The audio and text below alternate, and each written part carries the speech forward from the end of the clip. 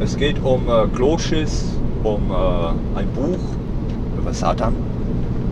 Oder ähnlich über den auferstandenen, so ein Vollhonk, das Böse von der Welt. So ein Horrorfilm, so ein Ami-Horrorfilm. Mit, keine Ahnung wie der Vogel heißt. Ich habe mir den Film angeguckt. Der spielt, glaube ich, der spielt in The Day After Tomorrow. Spielt er, glaube ich, der spielt den Vater. Oder? War das der? Nee, glaube ich nicht. Oder? Ich weiß es nicht mehr. Und da hat er so eine Vision. So was Ähnliches.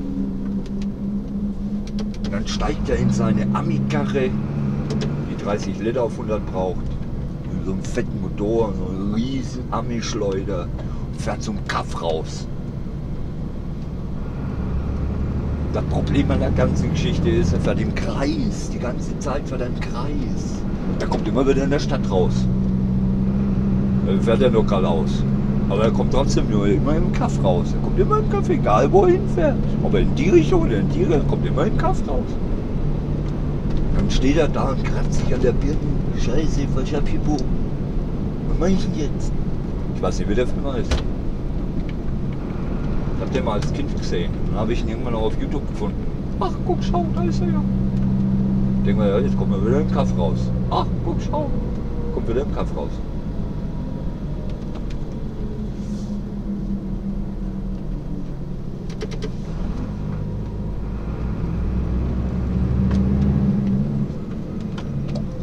Dann gibt es ja noch den Film, uralter Film, auch Amiland. Invasion vom Mars. Wo die flupp, durch den Sand, weg ist er. Ne? Steht auf Sand, flupp, weg ist er. Kriegst du so eine kleine Stecknadel in ein Kreuz gejagt. Ja, und dann wirst du wieder zurückgeschickt. Dann bist du ein Außerirdischer. Eine Drohne, kann man sagen. Irgendwas in der Richtung. Invasion vom Mars, muss man sich angucken. Mit so einer Stecknadel in dem im Kreuz, meine ich natürlich, nicht im Arsch, im Kreuz. Und am Schluss, da gehen dann die Amis da rein und machen alles platt. Und der Junge findet seine Eltern wieder, glaube ich. Und dann gibt es die Neuverfilmung, das ist der größte Schmarrn überhaupt. Das hat mit Invasion vom Mars eigentlich überhaupt nichts zu tun. Ja, es geht auch um Invasion vom Mars, aber der letzte Müll. Da gefällt mir das Original besser.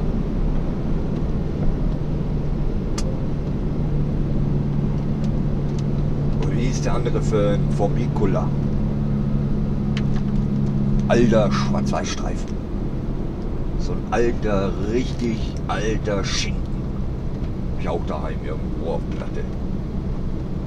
Formicula. Kann man sich jetzt nicht so noch vorstellen. Das sind Riesenameisen. Solche Viecher. Ne, solche.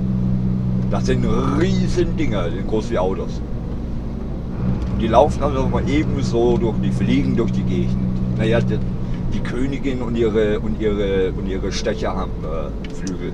Der Rest muss laufen, haben keine Flügelchen. Und da sind sie in der Wüste und die fressen halt wirklich alles, was drei auf Bäumen ist. Ne? Eine Farm, eine komplette Farm sind niedergewalzt und leer gefressen. Überall Zucker und so weiße Flecke, so Wichsflecken. Und dann im Film denkst, was ist denn das? Ja, das sind Wichsflecken. Da hat sie Ameisen, weißt du, wenn sie Zucker und so. Oh, ah ja, okay. Ja, so riesige Dinge, so riesige Pfützen. Ah. Und dann haben sie einen Wissenschaftler mit der Kanonenkugel eingeflogen und der hat dann die Ameisenwichse untersucht und dann hat festgestellt, das ist Ameisen. Naja, was halt der Ameisen so rauskommt. Ja, und dann haben sie gesagt, sind Ameisen. Ameisen. Wie Ameisen? Ja, Ameisen. Solche? Ne, solche. Ist ja wie jetzt. So 3 Meter groß, so 4, 3, 4 Meter. Ja, Ameisen. Natürlich. Ameisen. Ameisen. Solche Huschis. Das glaube ich nicht. Doch, ist so. Ja, wenn du es nicht glaubst, guck halt, schau, klingel, frag nach. Dann macht eine Ameise auf. Ja, servus. Das ist ja wirklich 3 Meter. 4. Okay, 4.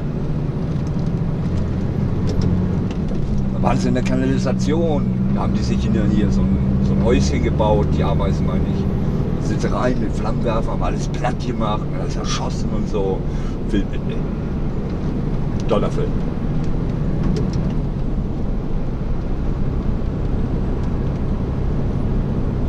Wie ist der andere Film? Wenn der Film einfallen würde. Der Film fällt mir nicht ein. Der Tag, an dem die Steine wachsen lernten. Das ist ja ähnlich. Keine Ahnung, frag mich nicht. Das sind so Steine. Kommt so ein kleines Kind, auch wieder schwarz-weiß. So ein kleines Kind, oh toll, Stein. Ja, nimm den Stein mit. La la la la la. Das ist ein Eimer mit Wasser. Oh, flipp. Rein mit. Muss ja gewaschen werden, das Ding. Am Schluss ist der Eimer weg, das Wasser leer. Nein. Der Eimer leer, das Wasser weg und der Stein so groß. Du stehst dann da, wachsende Steine. So was gibt's.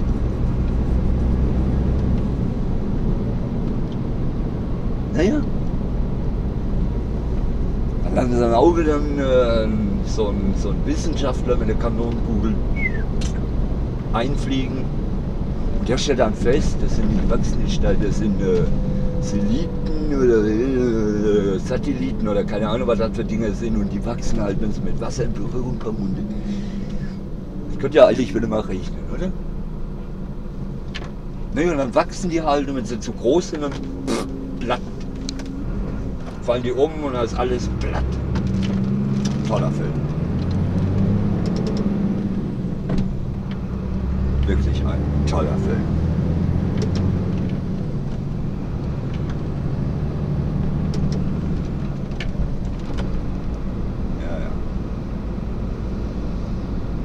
Ich weiß ja nicht, von was die Amis nachts träumen.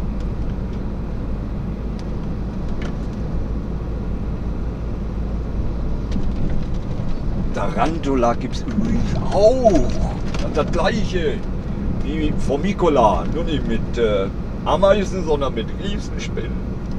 Wenn du Spinnenphobie hast, lass das lieber bleiben. Das sind Riesenviecher. Die hinterlassen übrigens auch Wichsflecken auf dem Boden. Und dann fragt, was ist denn das? Das ist Spinnenwichse. Ih. Pfui.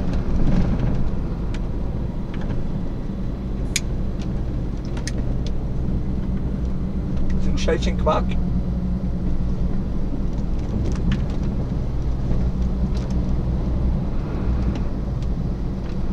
Eiweiß. Und das steht auf Eiweiß. Hat er selber gesagt. Der kann Französisch. Der Document. Der steht auf Eiweiß.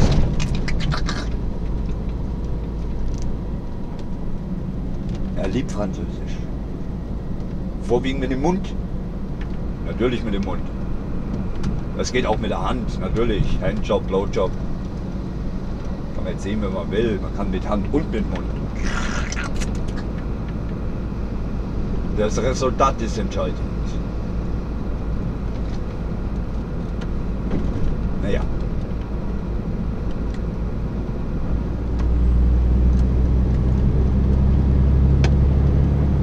Wenn er ausschaut wie ein Schneemann, war es erfolgreich. Naja, ist auch egal.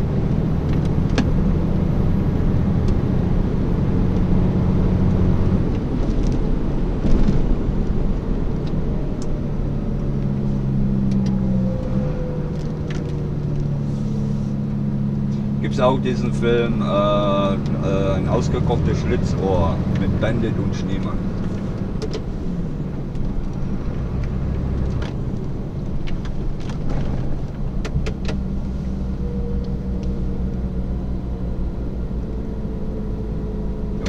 sind wir schon 150, gell? Nur mal so als Info.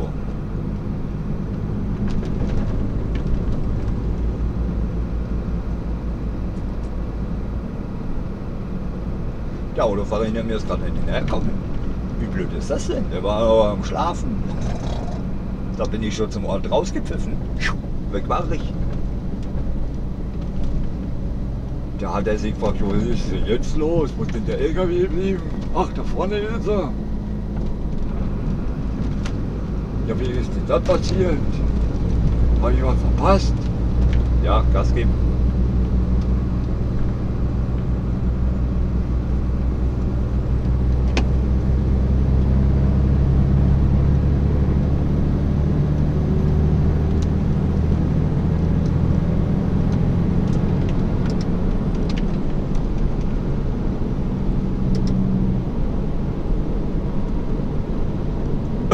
Das kommt dann hinten ab. Kannst du machen, was du willst. Entweder ist es am Schlafen oder ich weiß auch nicht. Gasbeladung vom Verkauf.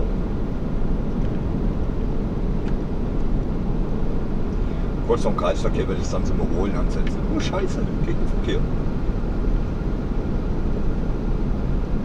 Machst du die Engländer fahren da schon durch?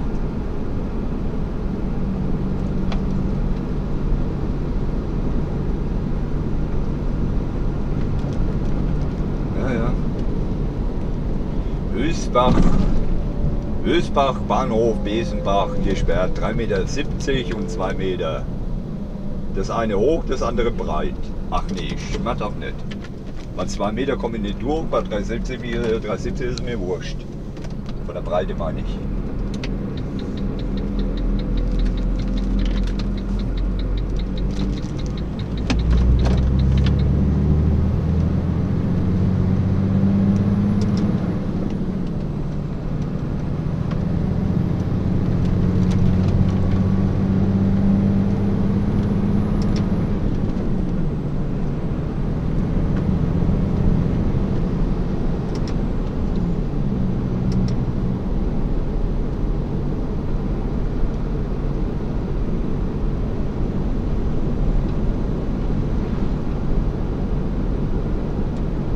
Früher noch diese Filme, wie hieß die, die Reise in einen, die unglaubliche Reise in einem Flugzeug oder so ähnlich.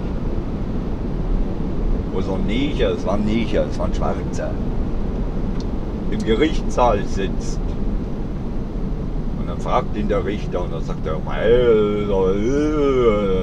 Bayerisch.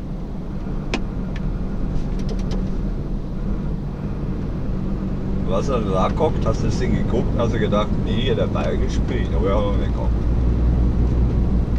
Bayerisch sprechende Neger, gibt es das überhaupt? Ja, gibt's, weil der Alte, glaube ich, war es, oder? War es der Alte oder war es der ganz Alte? Auf jeden Fall war es irgend so eine, vielleicht auch Derrick oder so, keine Ahnung, weiß ich nicht mehr. Glaube ich. War so ein. Es gibt viele, die sind eigentlich, wurden da geboren, kamen aus Afrika und was der Geier und sprechen halt Bayerisch. Lebt unten in München. Schauspieler, ich weiß nicht so wie er heißt. Bei irgendwo Derrick oder der Alte mitgespielt.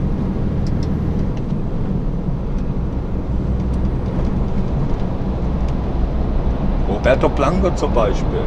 Roberto Blanco ist ein wunderbarer Neger. Hat ein Politiker gesagt, letztens mal in den Nachrichten. Roberto Blanco ist ein wunderbarer Neger. Was er da guckt, ne, denkst du, hoppala? Der Roberto Blanco ist ein Neger? Echt? Stimmt doch nicht. Der ist schwarz. Aha. Siehst du? Wieder was Neues. Ja, ehrlich, der ist schwarz. Spricht aber Deutsch. Er singt sogar. Ein bisschen Spaß muss sein. Sowas in der Richtung. Er ist ein wunderbarer Get It.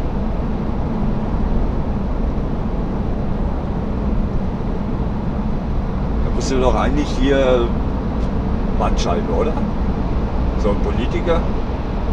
Aber ganz ehrlich, die haben doch einen an der Klatsche. Politiker. Mit so einer Aussage kommt die. Der Roberto Blanco ist ein wunderbarer. Ach nee, echt? Er ist Deutscher. Noch nie gemerkt? Das ist ein Deutscher. Er mag vielleicht schwarz sein, aber trotzdem Deutscher. Weiß er, woher er kommt?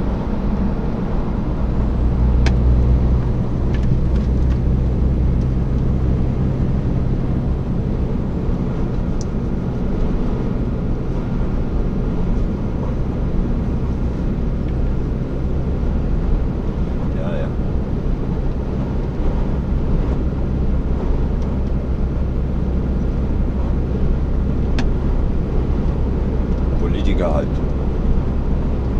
Sowas wie der Steinmeier zum Beispiel. Ist ja auch ein Politiker. Die letzte Quarktasche. Was kannst du in die Mülltonne treten? Oder die Merkel. Das ist eine Bude. Alter. Nur züllen würde ich nicht dran. Da die Alte verheiratet. Wer hat die eigentlich einmal verehelicht? Genusswurzel. Du Menschenschänder.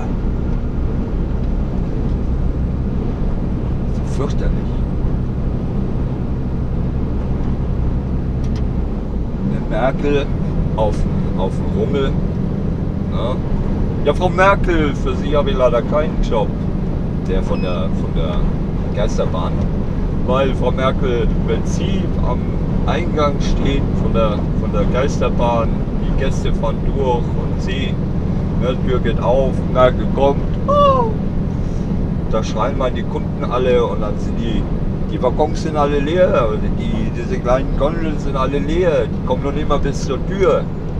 Ja, da finde ich sie schon so dermaßen erschrocken und kreidebleich in diese Richtung Karussell, da könnte ich sie mal richtig auskotzen.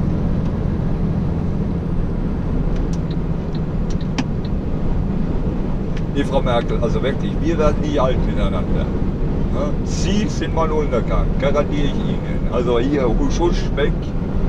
Ich vertraue mir die Kunden. Ich kriege schon einen Schreck, wenn sie ums Eck kommen.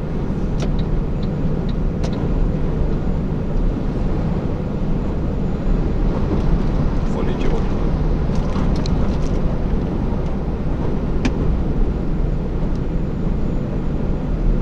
Die Spur von 3 Metern nicht reife, dann die Gammelgurke. Fahr auf dem Feldweg.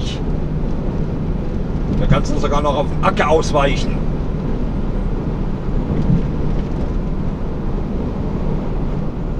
Wenn der Feldweg nicht reicht.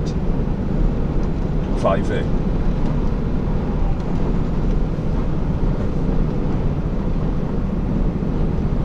Auch den DHL, da hole ich noch. Den DVD davon, den kriege ich auch noch. Das ist keine Sau da. Na, DHL, Kassler. Nee, RS.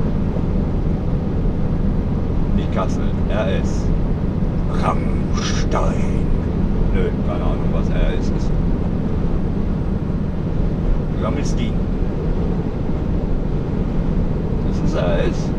Weiß es nicht.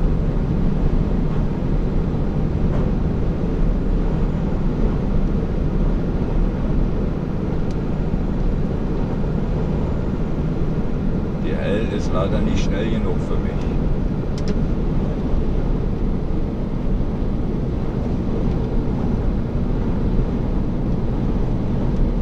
Vielleicht bergab, wenn das rollen lässt.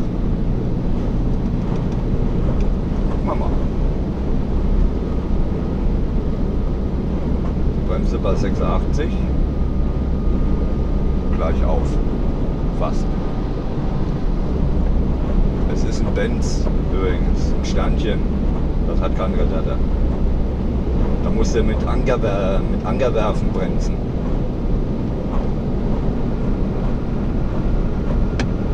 Ich meine ja nur. Tschüss. Weg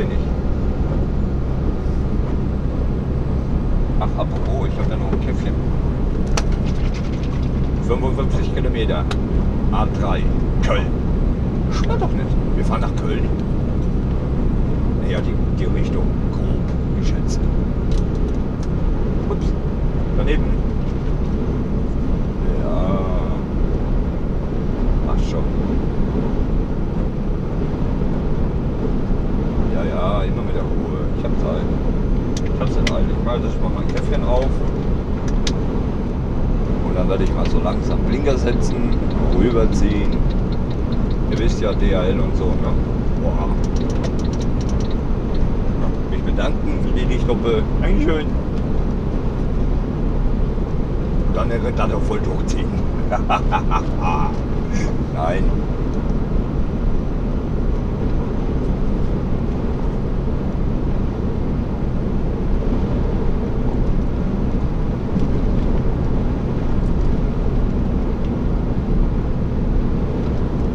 DAF. Hier ist der Werkstatt von DAF. Stimmt.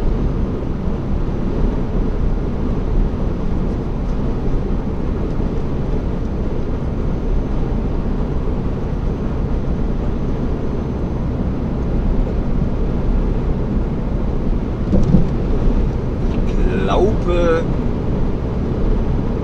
hat Roberto Blanca nicht früher auch Werbung gemacht für Tiramisu von Zott? Ich glaube schon, ja. Oder? Ich weiß es nicht mehr. Ich denke mal, da war mal was mit Tiramisu.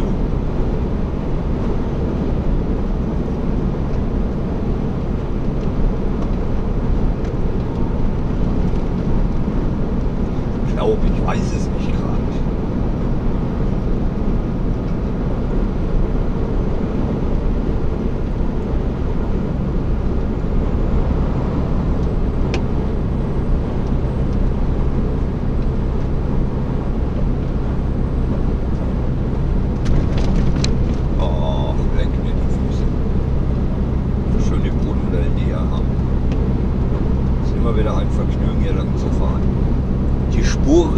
Einfach eselig.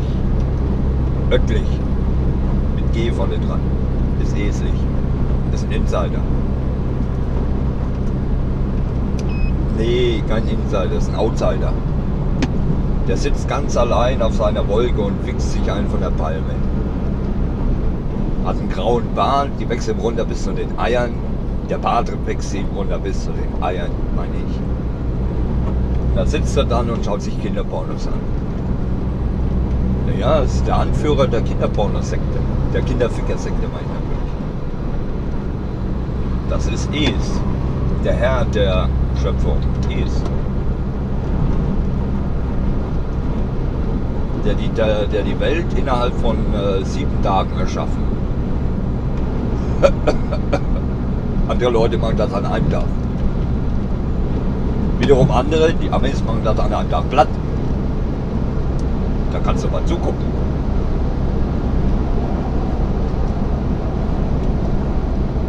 Dann kannst du singen, kannst du das beim Zugucken.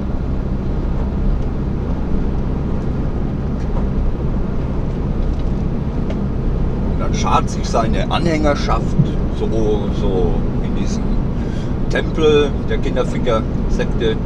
Da sitzt dann einer oben und da erzählt er was vom Pferd.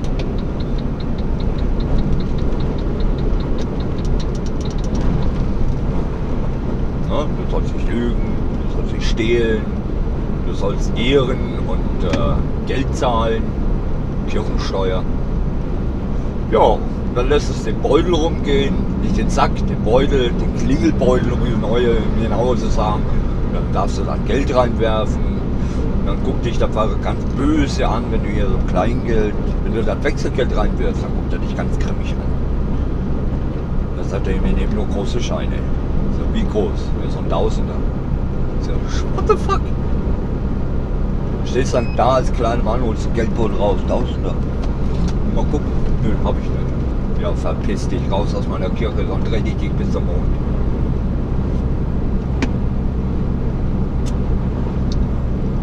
Und er schließt seine Predigt mit: Bringe die Kinder zu mir. Ficker. Nein, das heißt eigentlich, lasse die Kinder zu mir kommen. Wir ficken alles. Das sind Christen. Hallo. Christen sind früher nach Afrika gegangen, weil es in Deutschland verboten war. Ja, was habt denn ihr gedacht? Kleine Negerkinder ficken kann man auch.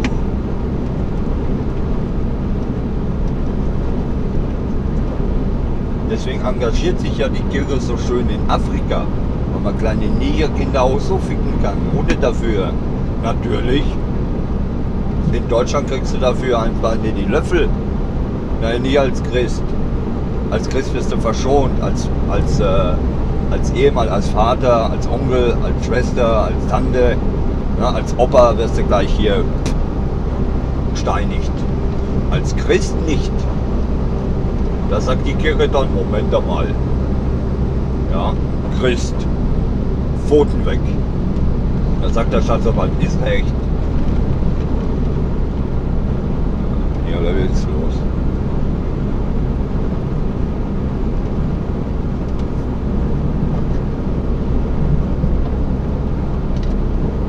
Falls ihr Christen da draußen jetzt einen Hals kriegt, ne, ist nicht mein Problem.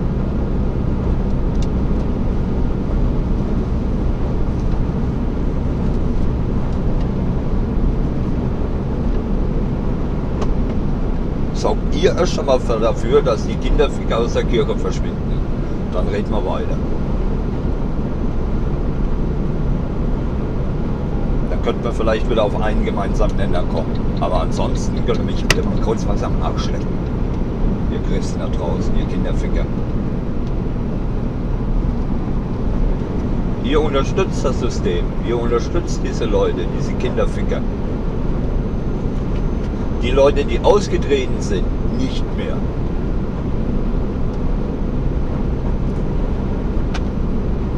Da muss man sich als guter Christ fragen, ist das wirklich so?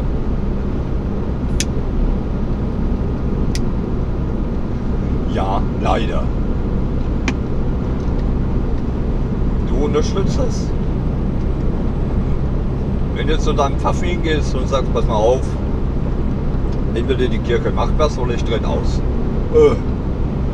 Wenn das jetzt alle machen würden, wenn jetzt alle zu ihrem Pfaffen gehen würden, alle Reihe um, hier aufstehen, wir treten aus, sollte sich nie was ändern. Sagt er deinen Pfaffen, dein Oberführer, dein Kinderficker-Oberführer, ja, Bischof, Papst, Kinderficker. Ja, entweder das tut sich was oder wir treten alle zusammen. Alle müssen in der Kirche sitzen. Aus. Was meint ihr, was dann los ist im Kirchenstaat? Dann rennen die Pfaffen alle zu ihrem Anführer. Also meine Gemeinde möchte austreten, wenn wir etwas gegen die Kinderficker machen. Was? Das geht mal gar nicht.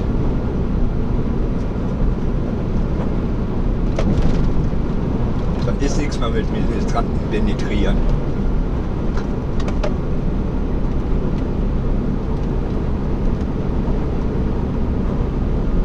Gibt es eigentlich auch weibliche Ministranten? Nee, ne? Mädchen? Nee, ne? Gut.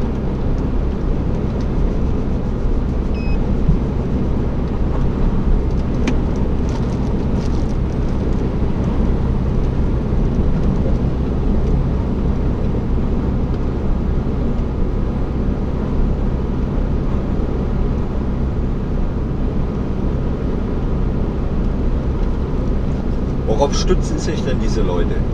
Die Leute stützen sich auf ein Buch, die Bibel. Da steht drin, das ist Grimms Märchen für Arme. Da steht zum Beispiel drin, dass Adam und Eva, ihr wisst ja schon, ne, die haben miteinander gebumst und haben 3 Kinder gekriegt. Seht,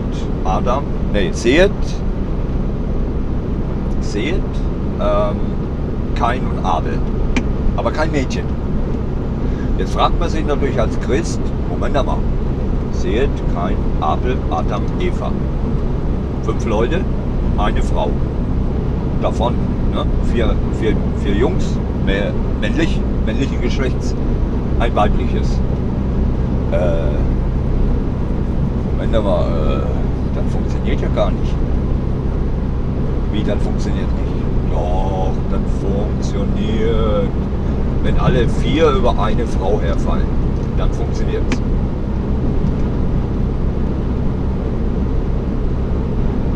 oder Christen. Funktioniert nicht. Aber hey, ihr könnt ja gerne euren Kirchenanführern noch ein bisschen glauben. Ja, die Welt ist durch Adam und Eva und so. Klar, natürlich.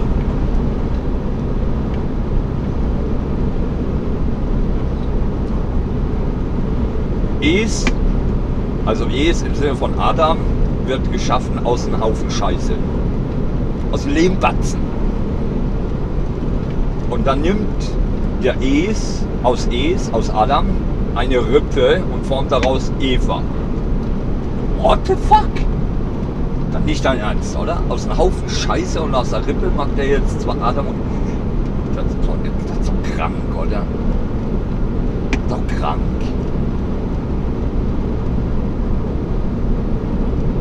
Da, die Polizei.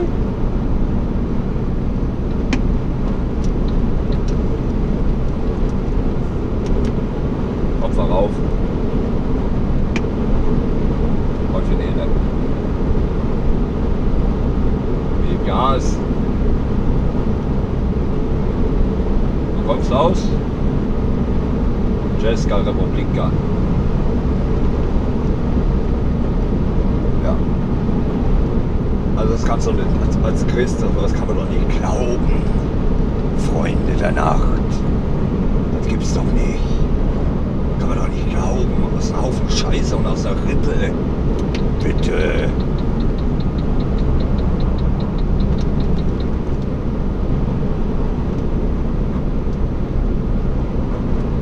Da kommt einer zu dir und sagt, hey, jetzt ist mir was Blutiges passiert. Glaube ich nicht. Ja, wie glaubst du nicht? Ja, aber an die Bibel glaubst du, na klar. Aha. So. Da steht nur Scheiße drin. Ne? Nur gequillte Hühner. Sagen die dir, ein Junge, der in einem Körbchen über Nils, naja, klar, ist recht. Der schwimmt da mal so, ne? Der battelt da in seinem Basskörbchen, la la la la. Da kommt die Tochter des Pharao und guck mal, schau, wer bist denn du? Ich bin der Moses. Ja, was machst denn du da? Ich bin 40 und schipper gerade mit meinem Basskörbchen hier den Pisssee, Pissfluss. Aha. Und sonst hast du kein Problem. Nö, nur der war nasse Windel. Ja, dann nehme ich dich mal mit heim. Was? Ja, dann hat die den mit heimgenommen. Ja, da hat er den Aufstand gemacht unter den Sklaven. Der Pharao so ein Hals, so eine Krawatte. Der Moses so ein Hals, so eine Krawatte. Da haben die sich gezopft. Und dann ist der Moses, der Pharao hat noch einen Zipfel von ihm zu packen gekriegt, also einen Fetz in der Hand gehabt. Der ist dann zur Tür raus, hier so ein Hals, so eine Krawatte reicht da schon gar nicht mehr. Und hat sich um seine Sklaven, um seine Brüder und Schwestern, waren eigentlich auch Frauen bei. Naja, hat sich halt um seine geschart, seine Sklaven haben sich um ihn geschart, um Moses, und hat es mitgenommen und hat sich das Wasser geteilt. Stell dir mal vor, die haben früher schon Damm gehabt.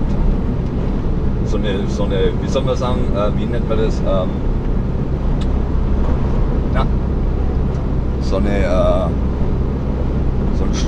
Stausee kann man nicht sagen, so was Ähnliches. Ja, das hat sich Wasser geteilt und dann sind dann da durchgelatscht. Und dann kommt der Pharao und dann ist das Ding wieder zugegangen. Und dann sind sie alle ersoffen, die vom Pharao. Ja, was soll aber besoffen Auto fahren? Ja. Das ist natürlich schlecht. Scheiße, natürlich, klar. Ja, dann war er irgendwann einmal so ein Punkt, wo er dann gesagt hat, hier machen wir jetzt unseren Kaffee. So Kuhkaffee. Also eines Nachts los, auf den Berg aufgestiefelt. Da hat er dann gewartet, dann kam so ein grauhaariger alter Sack. Ich glaube, das war Es. Ne, das ist also die Wichsflecken auf der Hose, so wer bist denn du? Ja, ich bin der Es. Ja, was, ja, ich habe hier 2 Gebote für dich. Ich meine 2 Tafeln Gebote für dich. Aha, Brennholz. Oder hat's?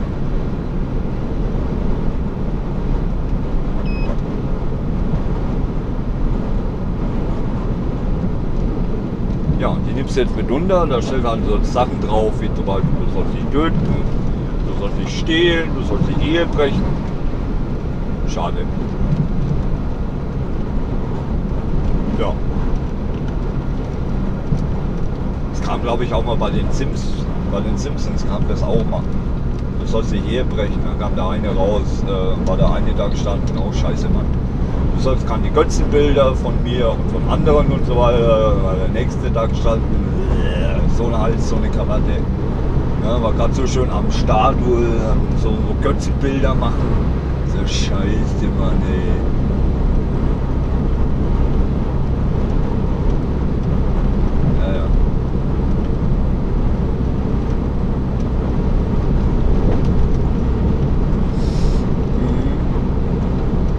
Unvorstellbar, oder? Das kannst du nicht glauben.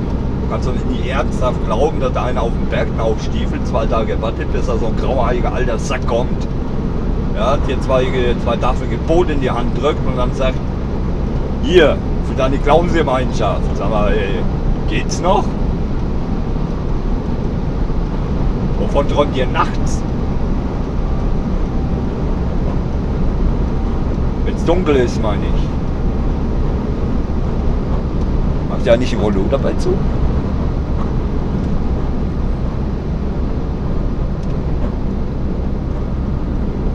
Licht auch?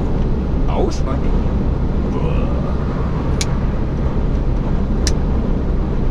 ich. Egon, wo bist du? Ja, ich komme schon. Egon, wo bist du? Das Licht an. Steht Egon vorne an der Tür und fickt den Schrank. Oh mein Schatz. Oh. Egon, du Sau. Komm her. Ja, meine Else, ich komme.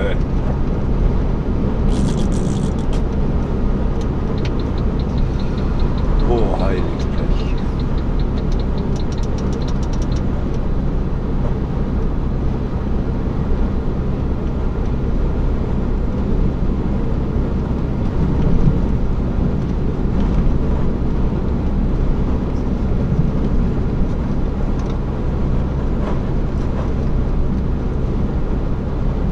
Da bis raus, alter Mann.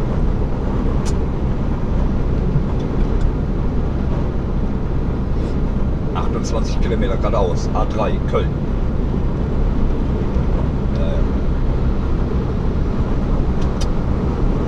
Ach, der Tscheche hat es auch vorbei geschafft. Hat er mal das Gaspedal gefunden.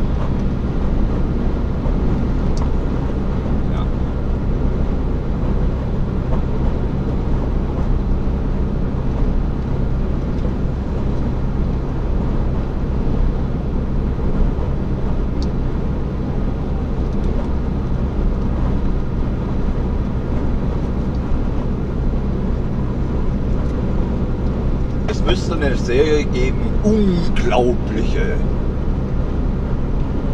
Daher, naja, unglaubliche, wie sagt man früher, erstunken Monologen.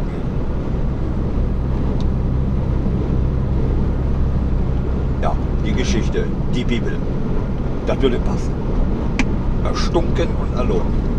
Ich weiß nicht, was sie sich früher alles reingepfiffen haben, als sie das Buch geschrieben haben.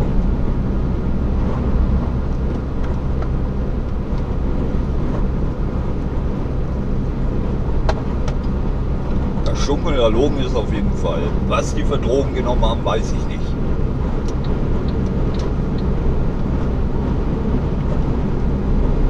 Die Haschparty gemacht haben? Möglich. Vielleicht.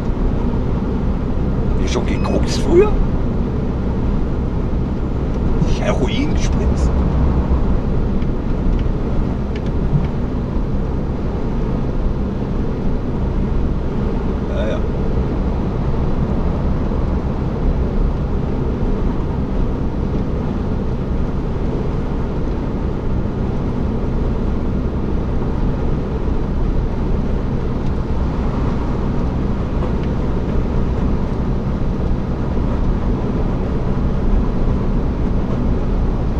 Niederländer.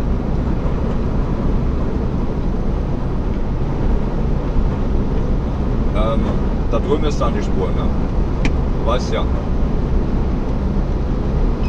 Wenn du jetzt noch weiter rüber kommst, renne ich dir ins Kreuz.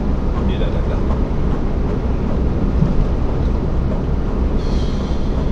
Ja, der hat immer noch nie gerafft, dass da drüben die Spur ist.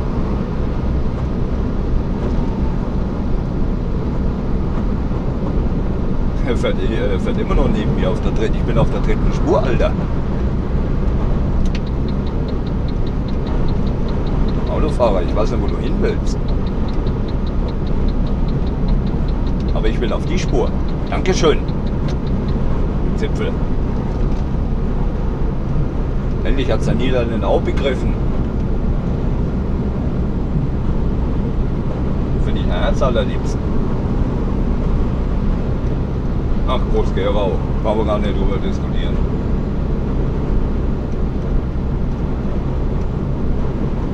Gleich, Moment. Muss mal Abstand fahren. So. Langsam.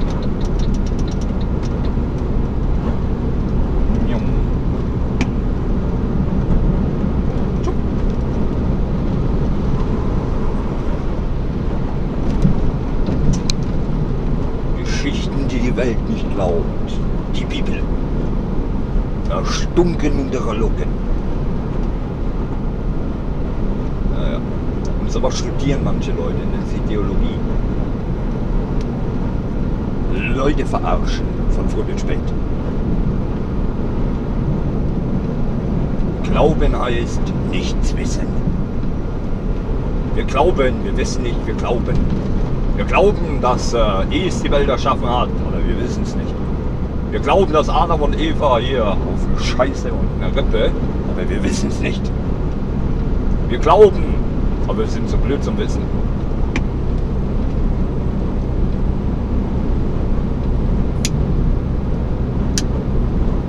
Ach, komm mal noch auf. Frag doch mal da einen Religionslehrer, wie Adam und Eva, wie das funktioniert. Der steht dann wahrscheinlich da und ja, weißt du, mein Sohn, hör auf mich mit irgendwelchen Sachen zu nerven, die über seinen Intellekt hinausgehen. Hä?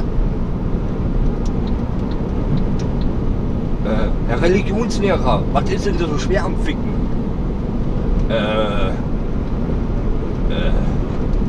Ja, wie haben es denn jetzt Adam und Eva miteinander getrieben? Haben die gebumst, gefickt, gepimpert? Ja, wie haben sie es denn jetzt gemacht? Die Welt und so, die Menschheit. Ja, wie denn?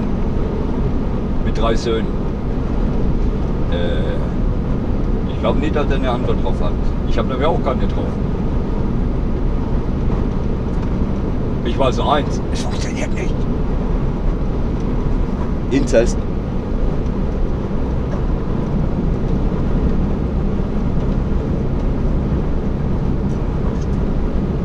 Es funktioniert Adam und Eva auf der einen Seite mit zweiter Familie auf der anderen Seite, männlich-weiblich.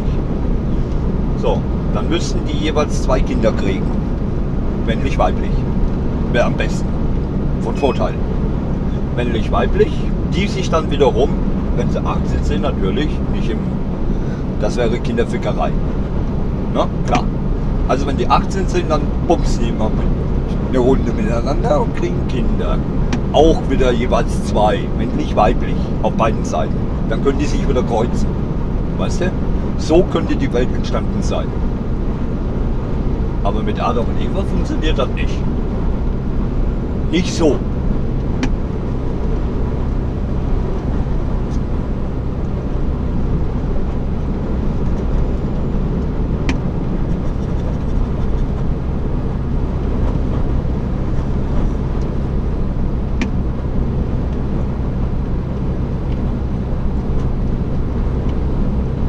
Zum Schluss sind sie aus dem Paradies ausgeflogen, weil sie vom Äpfelchen genascht haben. Mit der sprechenden Schlange. What the fuck? Sprechende Schlangen gibt es jetzt auch.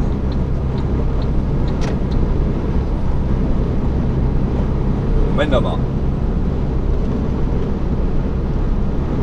Wenn ich mich recht entsinne,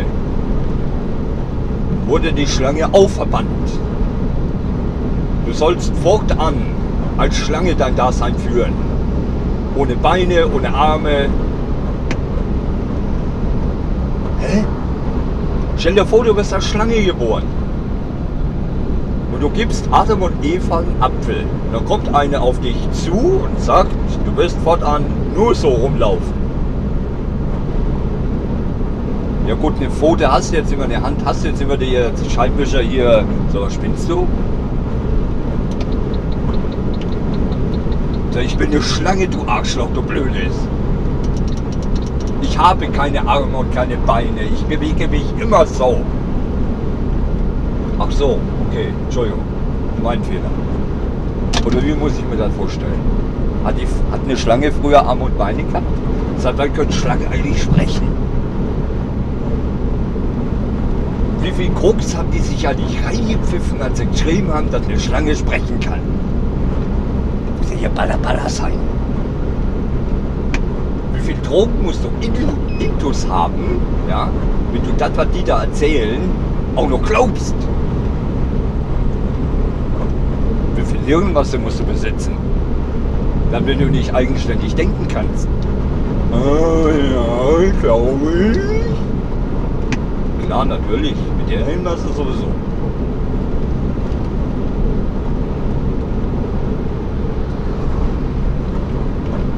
Stell dir vor, jemand erzählt dir das. Du kennst die Bibel gar nicht. Du hörst davon zum ersten Mal durch jemanden, der dir das erzählt.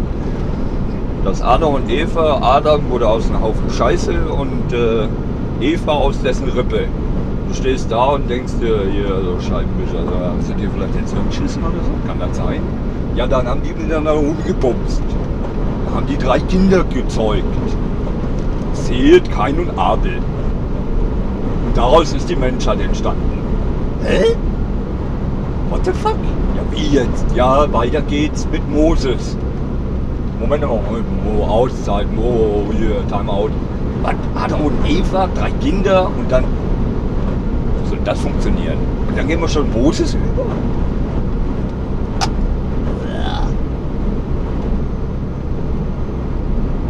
Ich glaube auch nicht alles, was ich höre.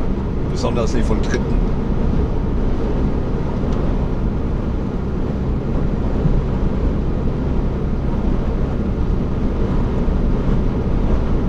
Wahnsinn. Echt Wahnsinn.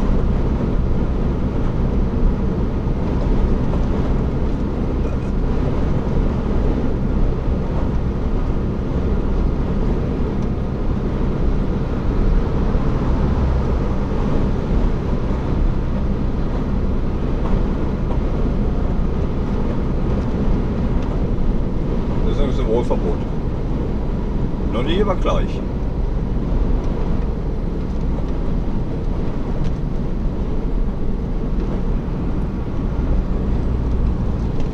Da kommt er hier so rein, der DHL. Oh, schon sind wir im Wohlverbot.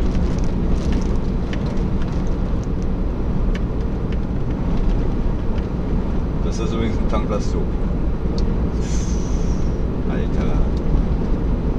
Naja, DHL halt, dauert halt länger. Denken sowieso.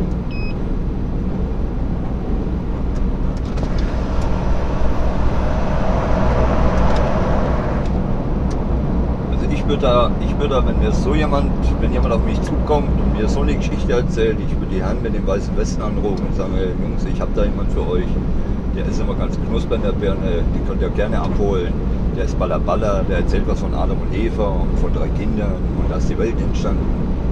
Was? Ja, da müssen wir sofort kommen. Sowas darf nicht frei rumlaufen.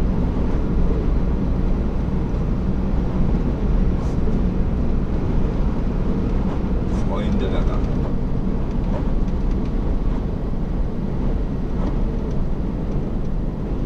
Was darfst du denn auf die Menschheit loslassen?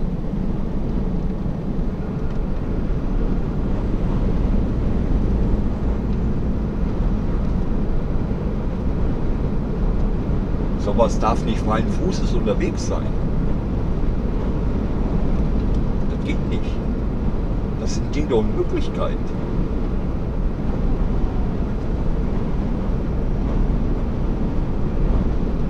Naja.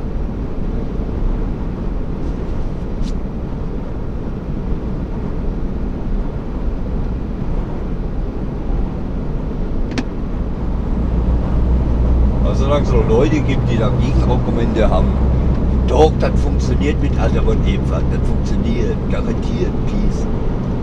Aha. Ja, dann erklär mal. Das funktioniert. Es funktioniert. Eine tolle Antwort. Ja, wie funktioniert es denn? Es funktioniert. Ja, erklär mal, wie. Es funktioniert. Oft. O-F-T. Ja, so oft auch wieder nicht. Naja, tolles Argument, Chris, ne? Naja. Oder mit den Geboten, wie war denn das? Da steigt so ein alter Kreis, so ein alter Datterkreis, so ein alter Sack auf den Berg und gibt dir 2 dafür Gebote. Wie soll das funktionieren? Wo kommt der her? Mose steht oben auf dem Berg. Wo kommt es her? Steigt der einen Berg runter oder steigt der auch den Berg hinauf? Warum treffen die sich dann oben eigentlich auf dem Berg?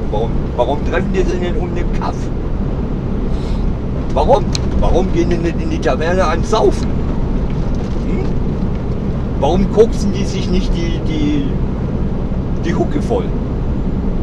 Wenn wir schon mal dabei sind.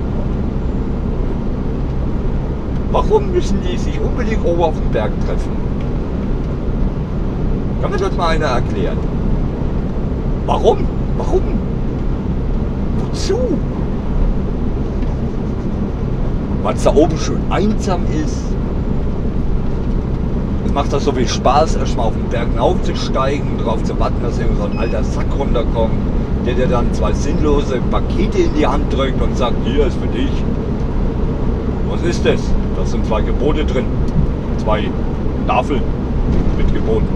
Aha, was steht da drauf? Nur sinnloser Schwachsinn. Ja, dann ist er in Ordnung. Und was soll ich damit machen? Das bringst du deinen Brüdern und Schwestern. Okay. Wir haben aber keine Schwestern. Scheiße. Moment, ich habe irgendwo eine Adresse, da gebe ich dir, da kriegst du 72 Heimwegschlag. Naja.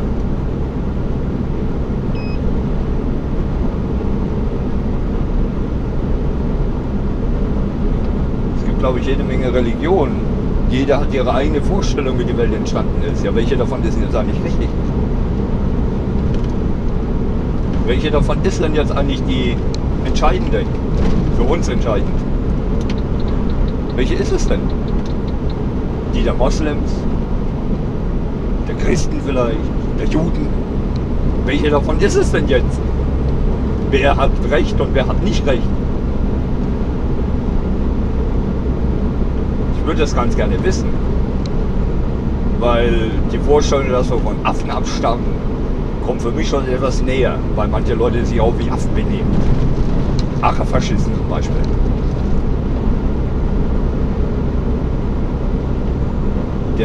Der Minimus Hirnus zum Beispiel, der Ur-Affe nach dem Neandertaler, der mit weniger Hirnmasse auskommt als der Neandertaler. Der Neandertaler hat ein schönes, großes, während der Minimus Hirnus, so heißt ja auch der Affe, ist eigentlich auch kein Affe, das ist, kann man nicht sagen, dass das ein Affe, das ist eine Beleidigung für das arme Tierchen. Es ist eine Spezies. Eine beschissene Spezies, eine nicht aufrecht laufende, eine etwas gebücktere Haltung als der Neandertaler. Damals, der ist ja schon stolz im Fußes, hier mit der Keule auf dem Buckel.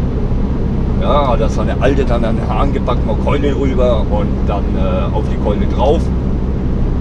Dann gebimbert und dann kam Nachwuchs. Wunderbar. Während der Arche-Faschist noch im Sand rumgestochert hat, war der Neandertaler schon so weit, sich fortzupflanzen.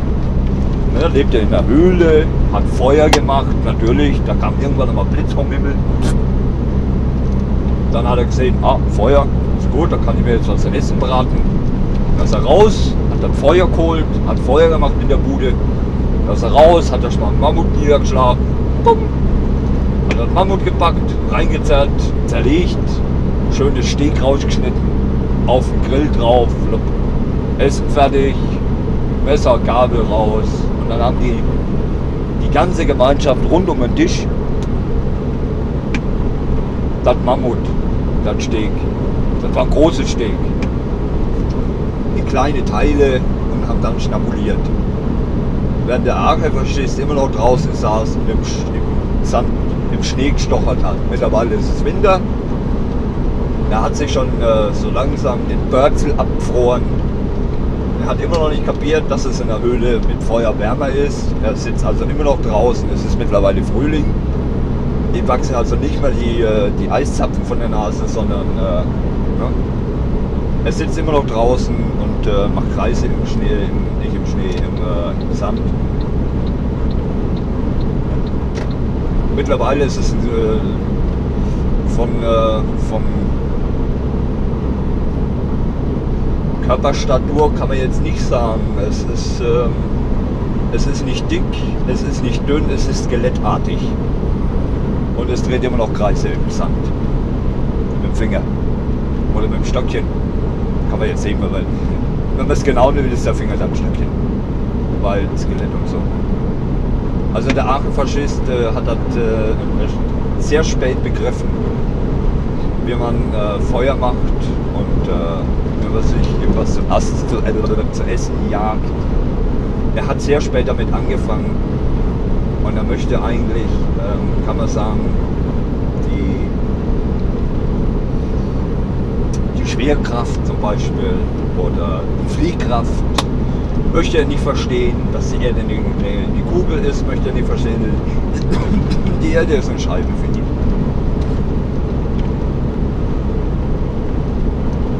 Ja.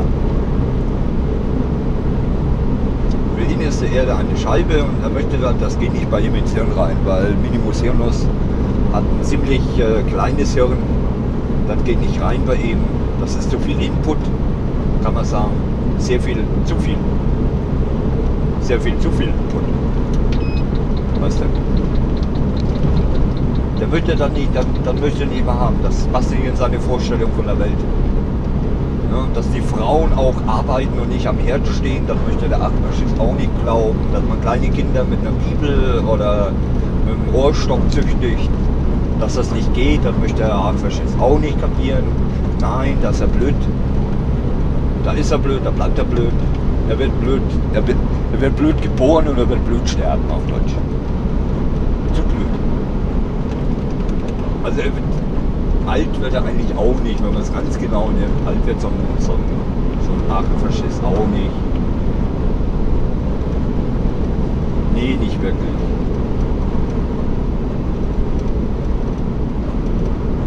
Bonner ist 16 und sieht aus wie 90.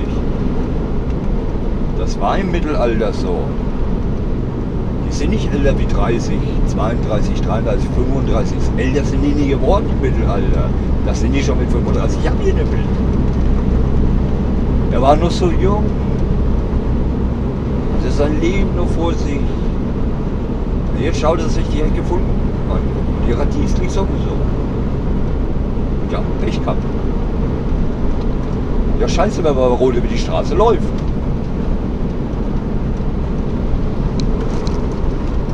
Ja, wenn man Rot von Grün nicht unterscheiden kann, weil man farbenblind ist. Ja, oben rot, unten grün. Wenn man schon so blöd ist, ne, und nicht erkennt, welche Farbe oben und welche unten ist. Pech gehabt. Die natürliche Auslese bei Minimus Hirnus, Archifaschistus, die Ampel. Bei Rot gehen, bei Grün stehen. Schon haben wir ein Problem weniger, kann man sagen. Nicht wahr? Gut. Ja, ja, Archifaschist. Eiweißschlürfer.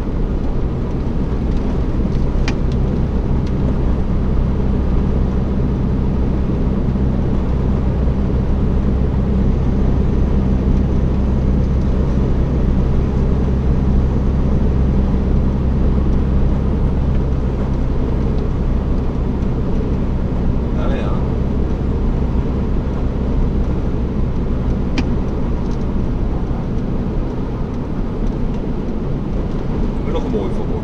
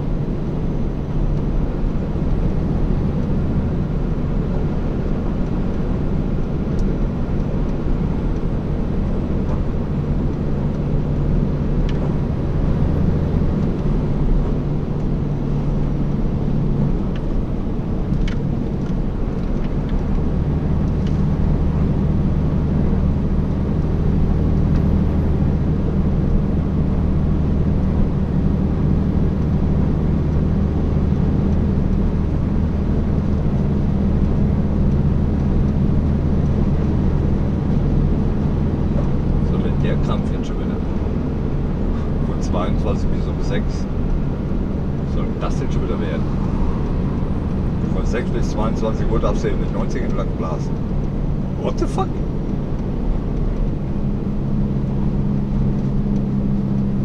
Heißt das dann Ruhestörung von 22 bis um 6? Wenn ihr mit Volltempo entlang prügelst? Aha. Ja, gar keine Ortschaft in der Nähe. Sondergack.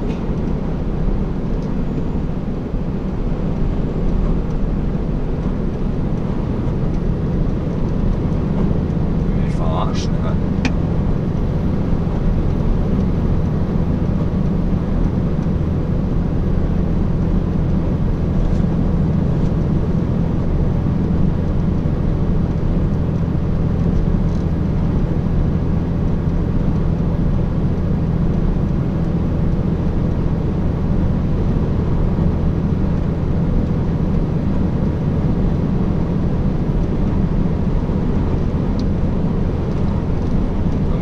Verboten, soweit ich weiß.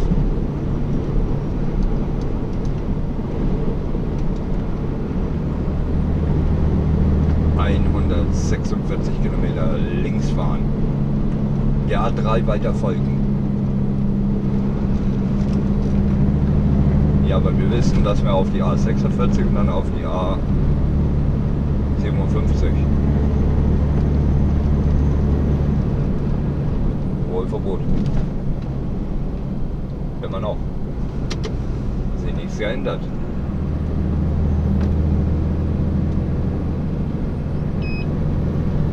Nur weil der AJC hier vorne rumschleicht, hat er nie, dass du überholen darfst. Das ist Wohlverbot. Punkt, fertig, aus.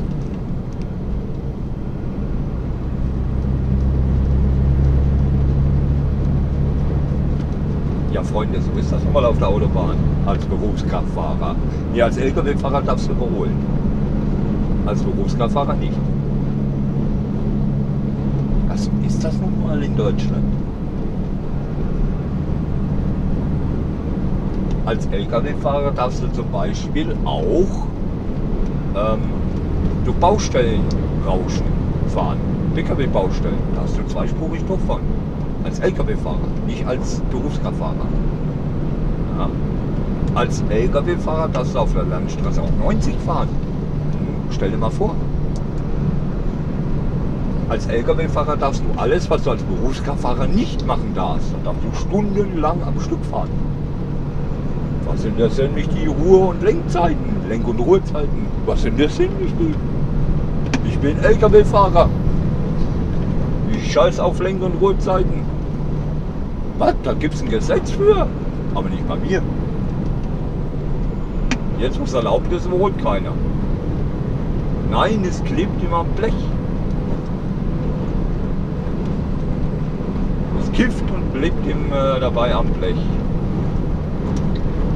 Schnell vorbei, bevor sie sich anderes überlegt. nämlich alles aufgehoben. Ach so, jetzt ist es Konstanz. Nee, nee, steht vorne dran. Naja, Kraftverkehr Nachel, war klar. Freunde, es war erlaubt, ne?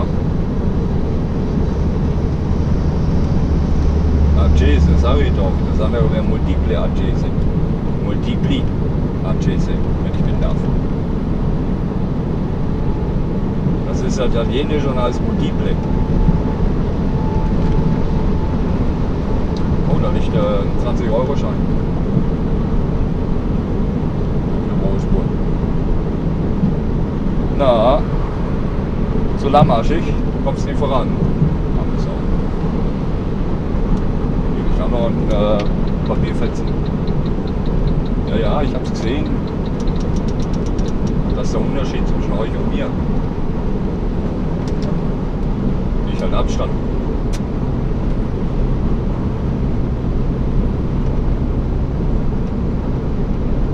Ja, ja.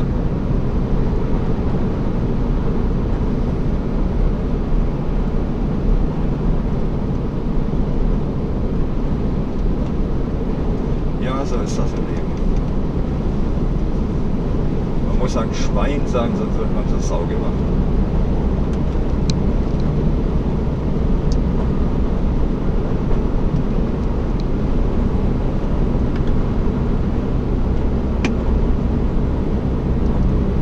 Gerade von Leuten, die keinen Plan haben vom Leben. Wenn Leute kommen und sagen, du bist schuld, wenn jetzt jemand auf die Idee kommt, überholt dich, fährt vor dir rüber, steigt mal richtig schön in die Eisen, du fährst hinten auf den Kofferraum. Soweit klar. Also du fährst ihm hinten drauf, weil er dich ausgebremst hat. Dann kommt der Staat und sagt, du bist schuld, weil du hinten drauf gefahren bist, weil er dich ausgebremst hat. Du verlierst deinen Führerschein und darfst die Karre vor dir bezahlen. Aha. Wisst ihr, manche Leute, die Kommentare schreiben, können nicht klar denken. Die sagen, du bist schuld, weil der Vordermann dich ausgebremst hat. Hä? Okay. Ja. Die Leute können nicht unterscheiden zwischen wer wen ausgebremst, wer vorne und wer hinten fährt. Das haben die jetzt durcheinander gebracht. Der Vordermann bremst und du bist schuld. Was würdest du davon halten? Wenn jemand sowas in deine Kommentare schreibt. Was würdest du davon halten, wenn jemand zu dir sagt, du bist schuld? Ja, baller, baller. Ich weiß nicht, was ihr für Kraut geraucht habt. Oder derjenige, der da reingeschrieben hat. Oder in welcher Welt er lebt. Mickey Maus Welt.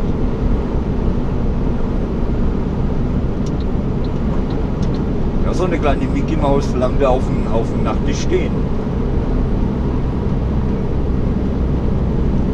So ein Mickey Maus Telefon. Kennt ihr das? Gab es früher mal. So eine Mickey Maus mit Hörer. Ja, ja. Köln, Bonn, Koblenz, Bad Camberg.